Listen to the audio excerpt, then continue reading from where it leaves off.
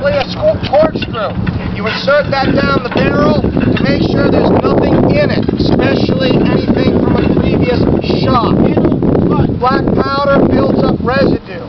By inserting that worm, you help break it up. They're then going to put in the sponge.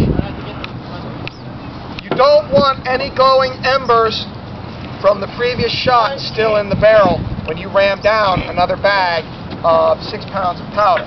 That's where your gun could go off prematurely, and then you've done more damage to yourself than the enemy. Once the gun is sponged out, the ammunition will be brought from the rear. Rammer. 5 rounds. He carries it in a leather case to keep the ammunition safe from weather and from miscellaneous sparks. The ammunition bag will be a linen bag full of 6 pounds, will be placed in the muzzle, rammed down, and then a cannonball will be rammed down today. For our purposes, gunpowder will suffice. There will be no ball. Take a hand fight. Unfortunately, the Coast Guard doesn't like that. It is such a shame because there are a lot of targets out there.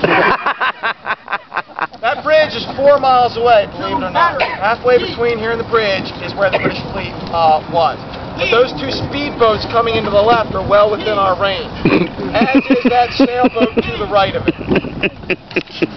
They've loaded the gun, and you can see with the aid of block and tackle, they very easily have moved that 2-ton gun into position. They're now going to elevate or depress the gun, sticking in those hand spikes, using a coin or a wooden triangle for the elevation. That's about maximum elevation.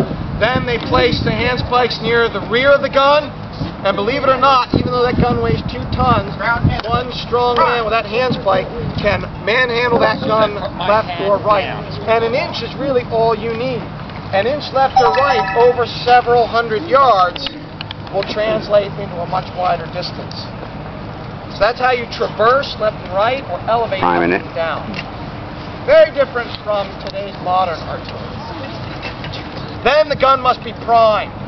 They take a metal spike and run it down the vent hole made out of brass or copper, 2 things that aren't going to produce a spark against the iron. That metal opens up the ammunition bag. They then pour gunpowder down the vent hole. So you have gunpowder on the top of the gun, down the vent hole to the main charge. Carry on, Lieutenant. There will be a loud explosion. Please take the proper precautions.